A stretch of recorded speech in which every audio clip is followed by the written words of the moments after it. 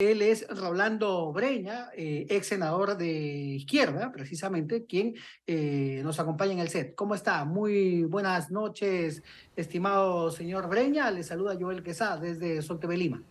Muy buenas noches, encantado de conversar contigo.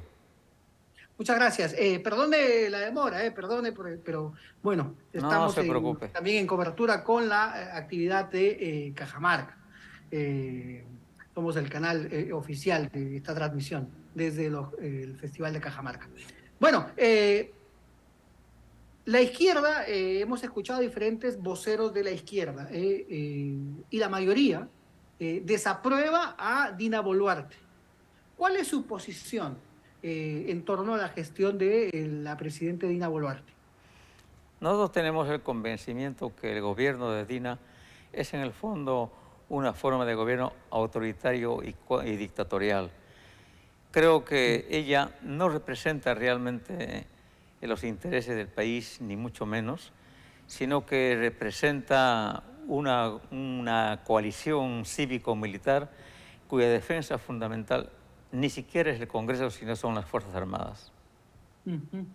De acuerdo, entonces, ¿no la reconoce usted como presidenta? ¿Prefiere que Pedro Castillo sea repuesto en el cargo? ¿Cuál cree usted No, que no, es no. la solución? Ella es obviamente presidenta, ¿no? Mm. Nombrada a través de un golpe parlamentario que de una u otra manera mantiene cierta legalidad. Sin embargo, tampoco Castillo es presidente, ni mucho menos, porque él perpetró o pensó, intentó perpetrar también su propio golpe caricaturesco y satírico que nunca tuvo éxito. De tal manera entonces que nuestra posición no es de la defensa del gobierno de Dina y menos obviamente el retorno soñado de algunas gentes ilusas a la presidencia de la República del señor Pedro Castillo. Nosotros estamos planteando que si se quiere entrar a una especie de salida política, lo primero que tiene que existir es una renuncia de la presencia de la señora Dina Boluarte, lo que posibilitaría apresurar una salida electoral anticipada. Esta salida electoral tampoco significaría, a nuestro entender, una solución política, sería una salida política, sí, que podría amainar, disminuir un tanto la violencia política existente, pero que no podrá resolver el fondo de los problemas que vive el país.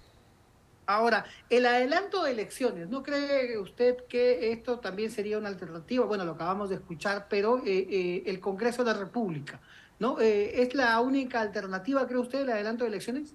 No hay otra alternativa inmediata. Creo que el dato de elecciones es la única forma de amainar el proceso político de violencia que existe como consecuencia de la insurgencia de las masas en este momento. Y además el Congreso tiene que entender que casi la absoluta mayoría del país no confía en él.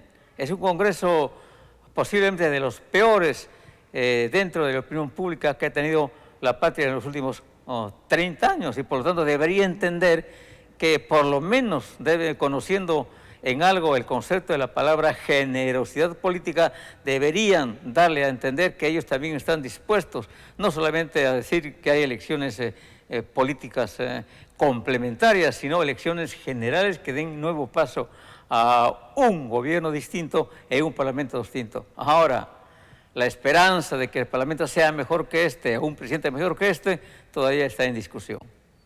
Ahora, pero bueno, al Congreso y a la fórmula presidencial con Dina Boluarte lo ha elegido el pueblo, ¿no? Hasta el 2026. ¿Esto no sería también ir en contra de la legalidad constitucional en el país? No necesariamente, porque los tiempos políticos no siempre son los tiempos legales. Los tiempos legales como son completamente dirimentes. Podría un tiempo político terminar no solamente con la presencia de congresistas en el plazo que determina la Constitución, sino la presidencia de la República. No sería la primera vez, tenemos 4 o 5 presidentes en un lapso muy corto de tiempo. Además, las soluciones políticas no siempre caminan con las vías de la legalidad, caminan con las vías de los hechos, y los hechos son los que hablan, más que muchas veces una legalidad impuesta o una legalidad endeble o una legalidad poco viable. Ahora, pero ¿cuál es la responsabilidad? Usted es un ex senador de izquierda, ¿no? Fundador de Patria Roja, cofundador del SUTEP, ha participado en diferentes movimientos de izquierda, ¿no? Eh, ¿Y cuál es la responsabilidad precisamente de los partidos de izquierda, ¿no? Porque la mayoría de izquierdistas intelectuales, ¿no? Han apoyado la candidatura de Pedro Castillo. ¿No? Es, ¿Cuál es la responsabilidad de la esa izquierda es en una... esta ajá. coyuntura, ¿no? Y la de Pedro Castillo, que hoy Así en el es. Congreso se aprobó precisamente este informe que lo acusa, ¿no? De pertenecer a una organización criminal. Esa es una pregunta muy interesante que tiene varias aristas. En primer lugar, eh, se sacó al Castillo de la presidencia a través de un golpe parlamentario que tiene viso de legalidad parlamentaria. Sin embargo, fue un golpe contra otro golpe de Castillo que no tuvo éxito. Y en política, lamentable o felizmente, los golpes que tienen éxito son aquellos que en el fondo se constituyen en razón política, justa o injusta.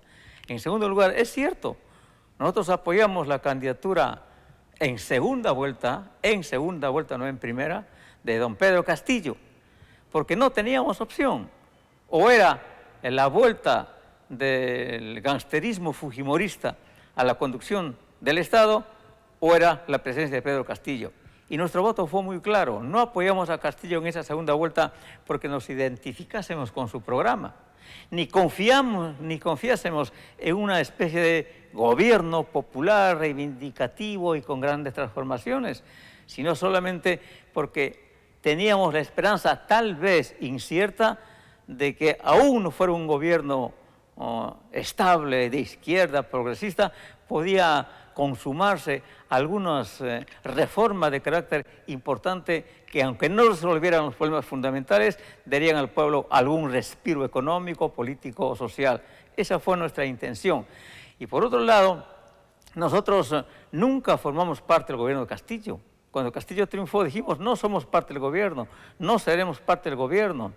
Nosotros apoyaremos las decisiones de índole política, económica, social que sean favorables a la población, pero combatiremos duramente todas aquellas que estén en contra de los sectores populares y sus reivindicaciones, y ahí nos mantuvimos. El Congreso declaró persona no grata a, Gustavo Petro, ¿no? ¿Qué piensa, estimado ex senador Rolando Breña? Mucha pena la actual derecha peruana, como me da pena la izquierda también.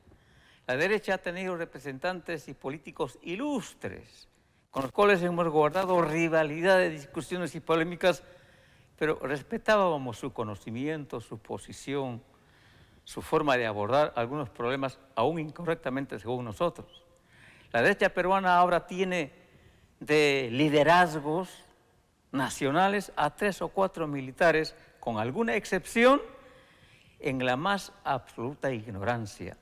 La derecha no ha sabido promover, como tampoco la izquierda, líderes con prestigio, con cultura, con conocimiento, y se vale ahora de militares desprestigiados para un discurso fascista y autoritario. Se dice que no se meta con nuestro país. Claro que no se venden meter con nuestro país. ¿Pero acaso los derechistas que dicen eso no hablan todos los días de los problemas internos de Cuba? Los problemas internos de Rusia, los problemas internos de China, los problemas internos de Venezuela.